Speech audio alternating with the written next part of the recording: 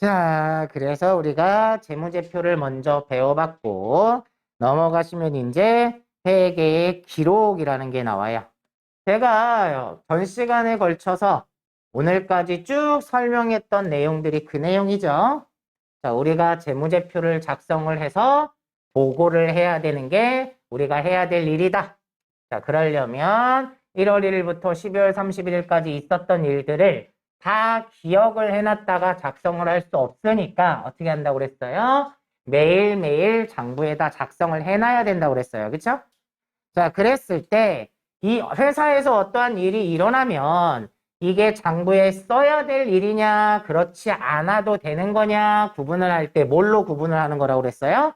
거래냐, 아니냐. 그쵸? 자, 그래서 지금 거래에 대한 설명이 나와 있어요. 그러면 우리 앞에서 설명할 때 거래가 어떤 게 거래라고 본다고 그랬죠? 회계상의 거래는 어떤 게 회계상의 거래예요? 자산, 부채, 자본의 증감 변화가 생겼을 때를 거래라고 본다. 맞죠? 그 정도만 보시면 될 것 같아요. 자, 그 다음에 밑에 거래 요소의 결합관계. 그래서 첫 번째 나오는 게 거래의 이중성이었어요. 거래의 이중성은 뭐였어요? 차변 요소와 배변 요소가 항상 같이 일어나야 된다. 원인이 있으면 결과가 있을 것이다. 이런 것들을 거래의 이중성이라고 얘기를 했어요. 그 다음에 밑에 나오는 게 거래의 8요소, 우린 10요소라는 걸로 배웠죠? 그래서 그 내용까지는 다 기억을 하실 거라고 보고 45페이지에 보시면 계정 및 계정 과목 나오는데 이것도 설명은 드렸어요. 재무상태표 계정은 뭐예요? 자산부채 자본을 얘기하는 거고 손익계산서 계정은 수익비용을 얘기하는 거고 그렇죠? 다음 넘어가 보시면 46페이지에 대차평균의 원리라는 것도 나와 있네요. 대차평균의 원리가 뭐였었죠? 거래 이중성에 의해서 거래를 기록하다 보니까 아무리 많은 거래가 일어난다고 해도 차변 요소의 합계와 대변 요소의 합계는 동일할 것이다. 이게 만약에 차변과 대변의 합계가 틀리다. 그럼 내가 뭔가를 잘못했다는 얘기죠? 그래서 자기 검증 기능이 있다고 얘기를 했었습니다. 다음에 밑에 분계와 전기가 나와 있고 47페이지에 분계해 놓은 걸 전기로 옮겨 적은 게 보여요. 자, 뭐 이렇게 X표로 표시를 해놨죠. 근데 이렇게 이해하시는 게 조금 더 어려울 수도 있어요. 그래서 제가 전 시간에 우리 전기에 대해서는 설명을 좀 드렸고 자, 예제 문제는 굳이 안 해도 될 것 같으니까 넘어가시고요. 넘어가시면 51페이지에 회계의 순환 과정 이것도 설명을 드렸죠. 우리가 거래가 발생하면 분계장에 분계를 하고 통계정원장에 전개를 하고 수정 전 시산표를 작성을 해서 확인한 다음에 결산 정리 분계를 하고 수정 후 시산표를 작성하고 장부 마감한 다음에 재무제표를 작성한다. 그리고 다시 1월 1일이 되면 또 다시 거래인지 아닌지 파악하고 그죠? 이렇게 순환된다라는 얘기를 하는 거고요. 자, 넘어가시면 연습 문제가 나와요. 저번에 말씀드렸다시피 연습 문제에 나오는 건 전부 다 실제로 시험 문제에 나왔던 얘기입니다. 그래서 이런 문제들이 나온다는 얘기예요. 자, 같이 풀어볼게요. 자, 객관식 문제 1번에 보시면 각 재무제표의 명칭과 함께 기재해야 할 사항으로 틀린 것은 자, 기업명 나오나요? 나오죠? 재무상태표 모르시겠으면 아까 했던 거 보세요. 내가 써줄 때도 저번에 그렇게 써줬는데. 재무상태표다. 그러면 요 옆에 주식회사 땡땡 상사 뭐 이런 식으로 회사 이름이 나오죠. 그 다음에 재무상태표에는 여기가 2020년 12월 31일 현재 이런 식으로 보고기간 종료일이 기록이 돼요. 자, 그 다음에 금액 단위, 여기에 단위 나왔었죠? 아까. 그죠? 원, 뭐 이런 식으로. 보셨나요? 근데 재무상태표는 이렇게 나오고 손익계산서는 또 어떻게 나오죠? 똑같은 회사에서 손익계산서 그랬으면 얘는 2020년 1월 1일부터 2020년 12월 31일까지 이렇게 기간이 나와요. 얘는 똑같이 주식회사 땡땡 상사 이렇게 나오고 똑같이 여기는 단위가 나오겠죠. 하셨나요? 그러면 여기에 안 나오는 애가 누구라는 거예요? 기능통화는 안 나온다는 얘기죠. 자, 그래서 1번에는 4번은 안 나옵니다. 다음 2번. 재무제표를 통해 제공되는 정보에 관한 내용 중 올바르지 않은 것은 자, 1번 화폐 단위로 측정된 정보를 주로 제공한다. 자, 우리가 재무상태표에 쓸 때 다 금액 단위로 쓰죠? 그러니까 1번은 맞는 얘기예요. 다 화폐 단위로 측정된 정보를 주로 제공하고 두 번째, 특정 기업 실체에 관한 정보를 제공하며 산업 또는 경제 전반에 관한 정보를 제공하진 않는다. 맞죠? 이 재무제표는 특정한 회사에 대한 정보를 보여주는 거예요. 근데 그런 거 있어요. 어떤 회사의 재무제표를 보면 우리나라 경제가 어떻게 돌아갈지 알아요? 알 수 없잖아요. 그죠? 그 얘기를 하는 겁니다. 다음 3번 대부분 과거에 발생한 거래나 사건에 대한 정보를 나타낸다. 맞죠? 1월 1일부터 12월 30일까지 있었던 거래를 가지고 12월 31일 기준으로 재무제표를 작성하는 거니까. 맞죠? 4번 추정에 의한 측정치는 포함하지 않는다 나와 있는데 여러분이 이거는 아직 배우지는 않았어요. 근데 재무제표에요. 추정, 예측이죠. 예측에 관한 정보도 들어가 있어요. 자, 참고로만 좀 설명을 드리면 거기다 좀 써놓으세요. 대손충당금이라는 게 있고 퇴직급여 충당금, 충당부채 이렇게 얘기를 해요. 그 다음에 감가상각비도 그렇고요. 자, 이런 것들은 다 추정치입니다. 추정치. 나중에 다 배우겠지만 간단하게만 설명드릴게요. 여러분들 회사를 운영을 하면서 외상으로 상품을 팔잖아요. 그러면 외상값을 100%다 회수할 수 있어요? 100% 회수를 할 수 있다라고 생각하세요? 은행에서도 저기 일반인들한테 돈을 빌려주면서 100%다 회수를 할 수 있다고 생각하고 빌려주나요? 아니에요. 다 못 받을 걸 어느 정도는 예측해야 돼요. 그러다 보니까 외상 매출금 중에 못 받는 부분이 생길 거다. 그걸 예측을 한 게 대손충당금이라는 거예요. 그 다음에 퇴직급여 충당부채는 직원들이 회사를 다니잖아요. 그러면 언제 퇴직할지 모르잖아요. 그렇죠? 그러면 언제 퇴직할지 모르기 때문에 퇴직금 줄 거를 예측을 하고 있어야 돼요. 그래서 퇴직금 주려고 따로 떼놓은 게 퇴직급여 충당부채라는 거예요. 그럼 얘도 예측이에요. 그 다음에 감가상각비라고 했는데 전 시간에 그런 얘기 했어요. 내가 2010년 1월 1일 날 차를 탔어. 1,000만 원 주고. 1년을 탔어. 2021년 1월 1일 날 이 차를 1,000만 원에 팔면 사요, 안 사요? 안 산다고 그랬죠. 다른 사람들이. 왜? 썼으니까. 그죠? 쓴 만큼 값어치가 떨어졌으니까. 근데 그 값어치가 떨어진 만큼을 여러분이 정확하게 알아요? 모르잖아요. 회사에서도 몰라요. 그러니까 특정 공식을 대입을 시켜서 이만큼 가격이 떨어졌을 거야 라고 예측을 하는 거예요. 그래서 이것도 예측이라는 겁니다. 그러다 보니까 재무제표에는 추정치를 여러 가지를 포함을 하고 있어요. 이해되셨나요? 그래서 4번이 틀렸다는 겁니다. 그래서 추정에 의한 측정치도 포함을 하고 있다라고 알고 계셔야 돼요. 되셨죠? 그래서 이번에는 4번이 답이고요. 다음 3번. 회계상 거래가 발생하면 재무제표의 차변과 대변에 동시에 영향을 미치게 되는데 이는 회계의 어떤 특성 때문이에요? 거래의 이중성에 대한 얘기죠. 차변 요소가 나타나면 대변 요소가 같이 나타난다. 이런 얘기였죠.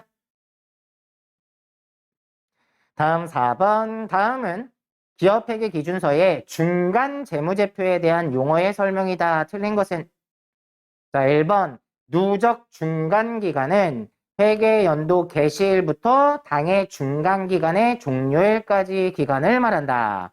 맞죠? 아까 1월에서 6월까지 이렇게 얘기했잖아요. 그죠? 그게 누적 중간기간이고 2번에 중간기간은 1회계연도보다 긴 회계기간이에요. 짧은 거죠, 더. 그래서 2번이 틀렸네요. 다음 3번. 중간 재무제표는 중간기간 또는 누적 중간기간을 대상으로 작성하는 재무제표를 말한다. 맞죠? 4번. 연차 재무제표는 1년치죠? 그래서 1회계연도를 대상으로 작성하는 재무제표를 말한다. 그래서 4번에는 2번이 틀렸네요. 다음 5번은 아까 풀어드렸죠? 5번은 풀었고 6번 보세요. 기업회계 기준상 재무상태표의 설명에 적합하지 않은 것은 자 1번 재무상태표는 기업의 재무상태를 명확히 보고하기 위하여 재무상태표일 현재의 기업의 자산, 부채, 자본을 나타내는 정태적 보고서이다. 나오죠? 맞죠? 자, 거기 보면 재무상태표 1이라고 나오죠. 재무상태표 1이 언제를 얘기하는 거예요? 12월 31일을 얘기하는 거예요. 그래서 결산일, 보고기간 종료일, 재무상태표일 다 같은 날이에요. 다음 2번 재무상태표에서 자산, 부채, 자본은 총액 표시를 원칙으로 한다. 맞죠? 총액 표시하기로 했고 3번 재무상태표는 유동성 배열법에 따라 유동성이 낮은 항목부터 배열한다? 높은 항목부터 배열한다고 그랬죠. 그래서 3번이 틀렸네요.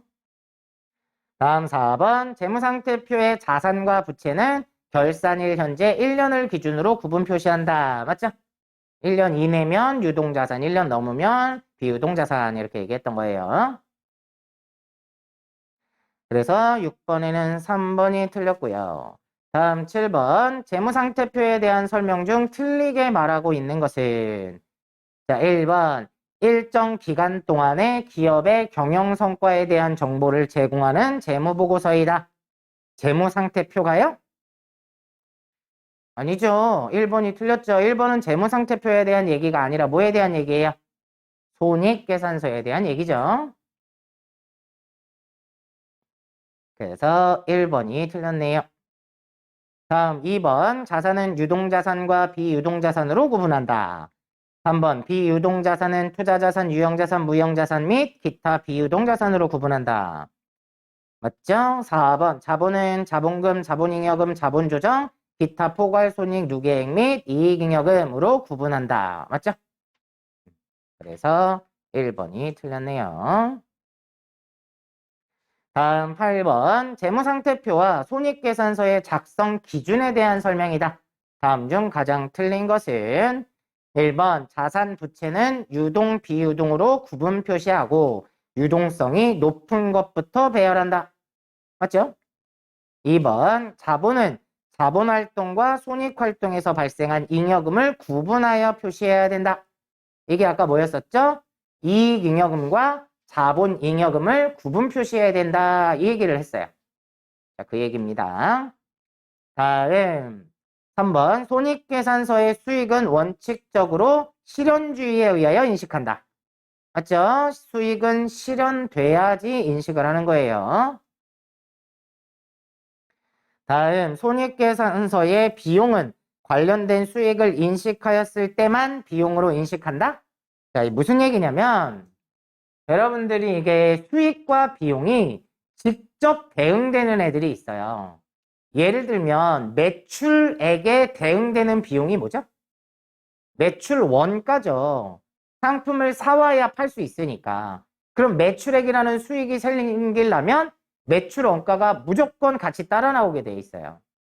이해되셨나요? 그런데 이렇게 생각해 볼게요. 종업원 급여는 어떤 수익을 내기 위해서 종업원 급여를 준 거죠? 대응이 되는 게 없죠? 직접 대응된다라고 볼 수 있는 게 없잖아요. 그럼 임차료는 마찬가지죠. 전기세는 다 마찬가지라는 거예요. 그래서 이 수익에 대응되는 것도 있고 직접 대응되는 것도 있고 그렇지 않은 것도 있다라는 거예요. 그래서 직접 대응과 간접 대응이 있어요.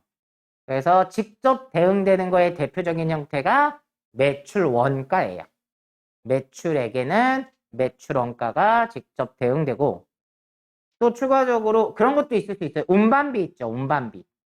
운반비는 매출할 때만 발생한다고 그랬죠. 그러니까 매출액에 직접 대응되는 비용으로 운반비도 있을 수 있다는 거예요. 하지만 임차료든 뭐 세금과 공과든 이런 것들은 직접 대응되는 부분이 없기 때문에 수익을 인식하지 않아도 비용으로 인식을 해야 돼요. 이해되셨나요? 그래서 4번이 틀렸네요. 다음 9번 문제 보시면 다음의 자산 계정들을 일반 기업회계 기준에 따라 유동성 배열법으로 나열한 경우 맞는 것은 아직 풀기가 조금 어려우실 수도 있겠네요. 아직 세부적으로 배운 게 아니라서. 제일 먼저 뭐가 나올 것 같아요, 그러면? 뭐 당연한 얘기겠죠? 현금 및 현금성 자산이 나올 거고. 두 번째로 뭐가 나올 것 같으세요? 외상 매출금이 나와요. 당좌 자산에 해당하는 거예요. 외상 매출금. 그 다음에 제품은 재고 자산이잖아요. 그죠? 그러니까 그 다음에 기계장치는 유형 자산이에요. 그러니까 우리 저번에 정리할 때 이렇게 했죠.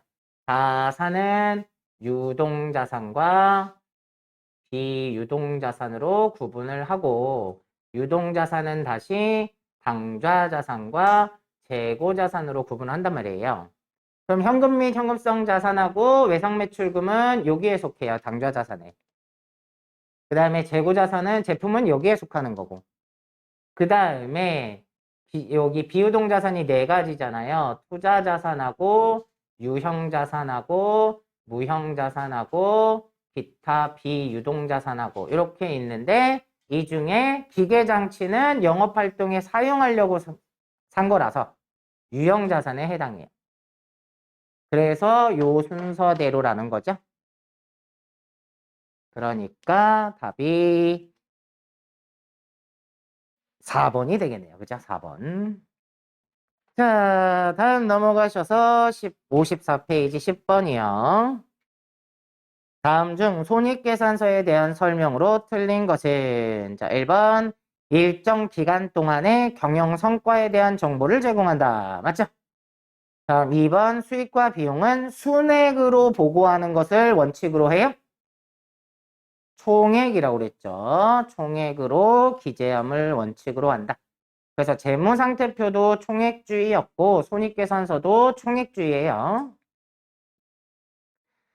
다음 3번 판매비와 관리비는 당해 비용을 표시하는 적절한 항목으로 구분 표시할 수 있고 일괄 표시를 할 수도 있습니다. 다음 4번 영업손익은 매출 총손익에서 판매비와 관리비를 차감하여 산출한다. 이것도 아까 손익계산서 작성해 놓은 거 보고 맞추셔야 되는 거죠?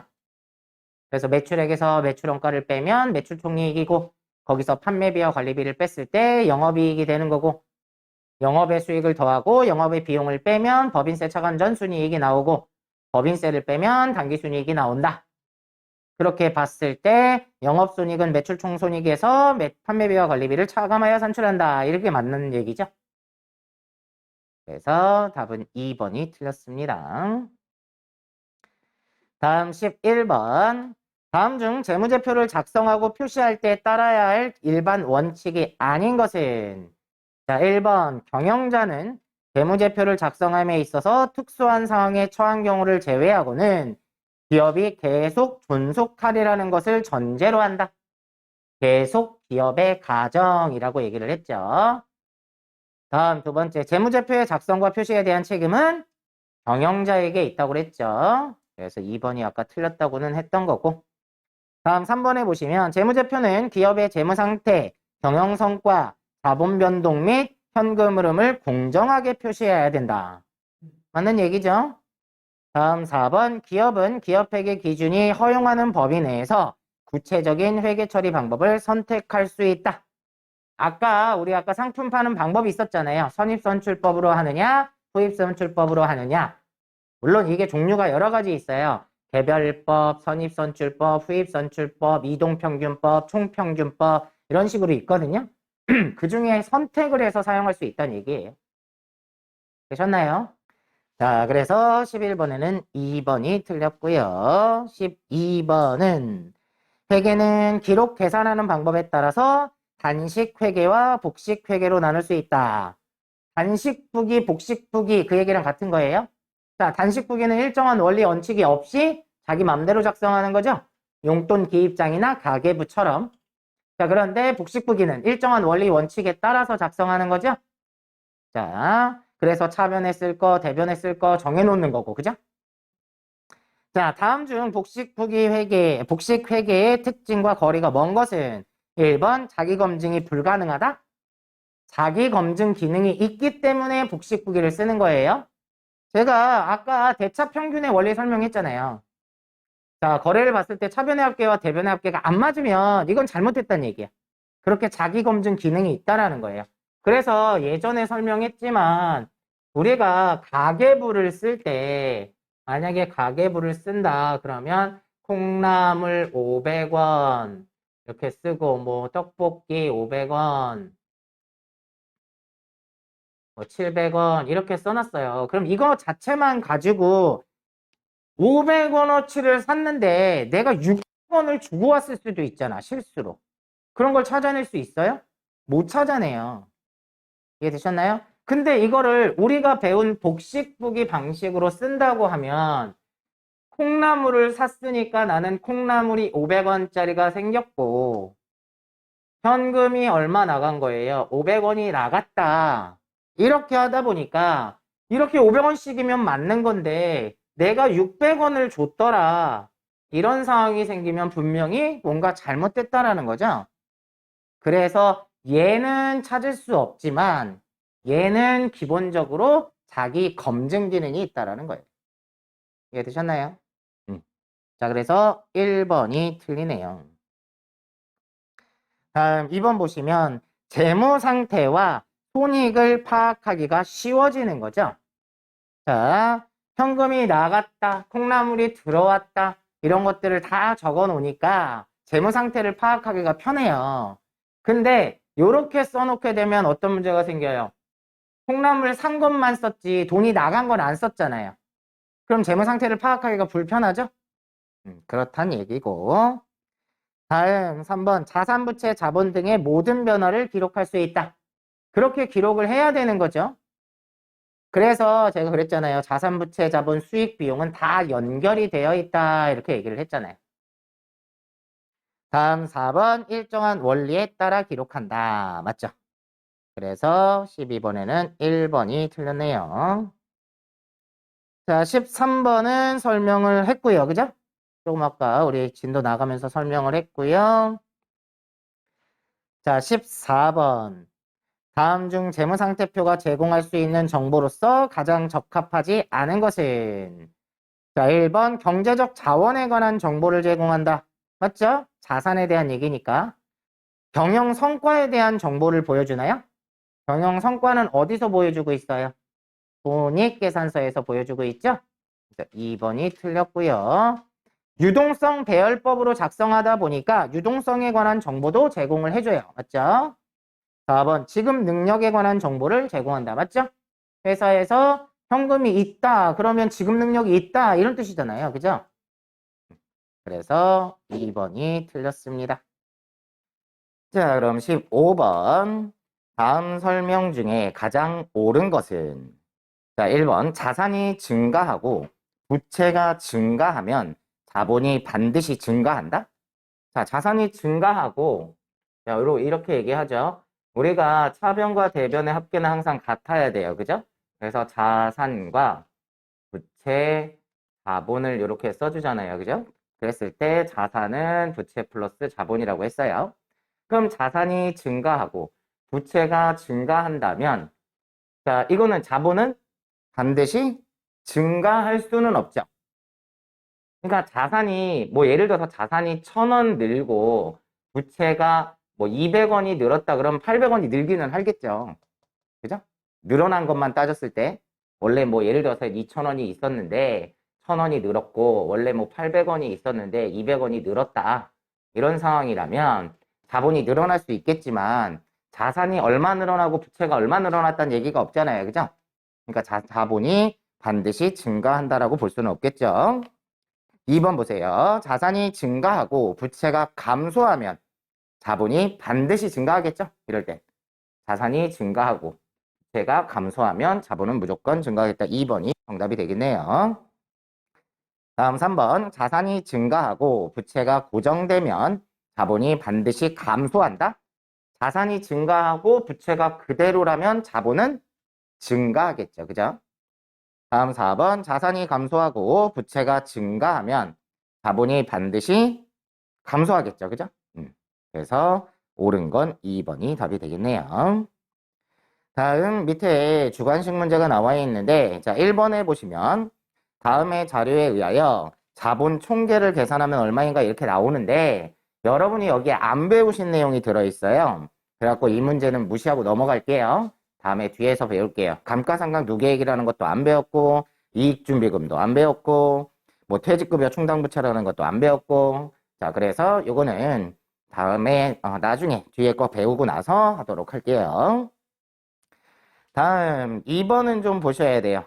다음 자료를 이용하여 영업이익을 계산하면 얼마인가? 그럼 영업이익을 계산하려면 우리 전 시간에 손익계산서 계산 공식 봤죠? 자, 어떻게 계산을 해요? 매출액에서 뭘 빼면 매출 원가를 빼면 뭐가 나오고 매출 총이익이 나오고, 자, 여기에서 뭘 뺐을 때 판매비와 관리비를 뺐을 때 영업이익이 나온다. 이렇게 얘기를 했어요. 그죠? 자, 그러면 요 영업이익을 계산을 하려면 요 매출액 나와 있죠? 얼마에서?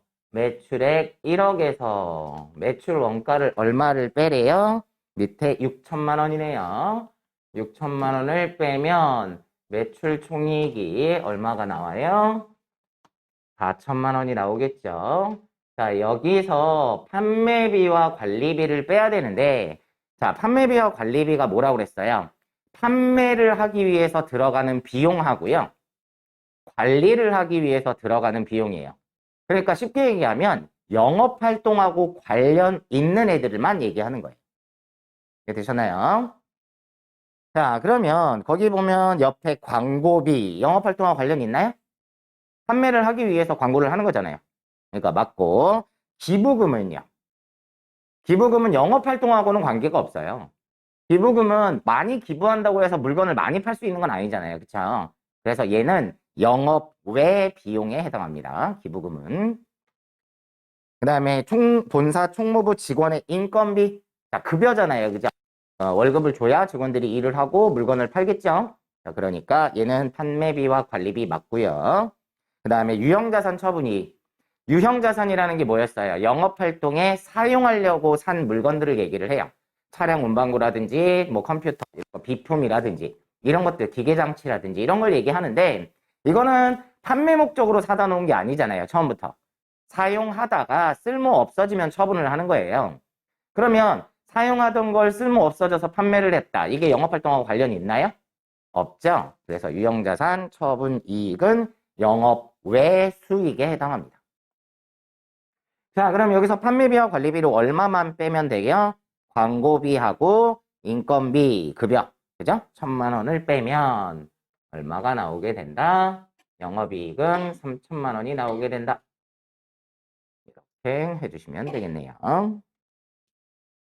다음 3번. 다음 자료에 의하여 자본 총계를 계산하면 얘도 안 배운 게 많아서 그냥 넘어가도록 할게요. 자, 그러면 4번은 요거랑 비슷한 문제네요. 다음 자료로 매출 총이익하고 영업이익, 당기 순이익을 계산하래요. 자, 그러면 끝까지 가야 되겠네요. 얘는 손익계산서 영업이익에서 멈췄는데 이번 문제는 끝까지 가야 되겠네요. 그러면 여기에다가 영업이익에다가 영업 외 수익을 더하고 영업 외 비용을 빼면 자, 뭐가 나온다고요? 여기에서 법인세, 차감 전 순이익이 나오고 자, 여기에서 뭐를 빼면 법인세 등을 빼면 뭐가 나온다? 당기 순이익이 나온다. 이렇게 얘기를 했어요. 자, 그럼 전체적으로 다 계산을 해봐야 되겠네요. 자, 일단 매출액이 100만 원이래요. 자, 여기서 매출 원가 얼마를 빼면 돼요? 60만 원이 나와 있네요. 자, 60만 원을 빼면 40만 원이 매출 총이익이 되는 거고. 자, 여기에서 또 판매비와 관리비를 빼야 되는데, 자, 기부금은 판매비와 관리비에 해당할까요? 아니라고 그랬죠, 아까. 급여는요? 해당하겠죠. 이자 비용은요? 자, 여기서 조심하셔야 될 거. 이자 비용은 우리는 돈을 빌려주고 이자를 받는 회사가 아니에요. 우리가 주로 다루는 회사들은 대부분이 다 물건을 만들어서 파는 회사란 말이에요. 금융기관에서는 이자 비용이 뭐가 될 수 있어요? 판매비와 관리비가 될 수 있겠지만 우리는 그런 금융회사가 아니기 때문에 어떻게 해야 된다? 얘는 영업 외 비용에 해당합니다. 자, 그 다음에 접대비는요. 거래처에 접대 잘 해야 물건 잘 팔겠죠. 그죠? 자, 그래서 얘도 판매비와 관리비에 해당합니다. 그러면 판매비와 관리비가 뭐뭐 있어요? 급여하고 접대비가 있네요. 그죠? 그러면 13만 원을 빼고 그러면 27만 원이 영업이익이 되고요. 자, 여기 영업 외 수익은 없죠, 지금. 그리고 영업 외 비용을 빼래요. 아까 조금 전에 말한 대로 기부금하고 이자 비용은 영업 외 비용에 해당하니까 7만 원을 빼주면 법인세 차감 전 순이익이 20만 원이 되는 거고 법인세가 따로 안 나와 있으니까 당기 순이익은 얼마로 보시면 돼요? 20만 원으로 보시면 되겠죠.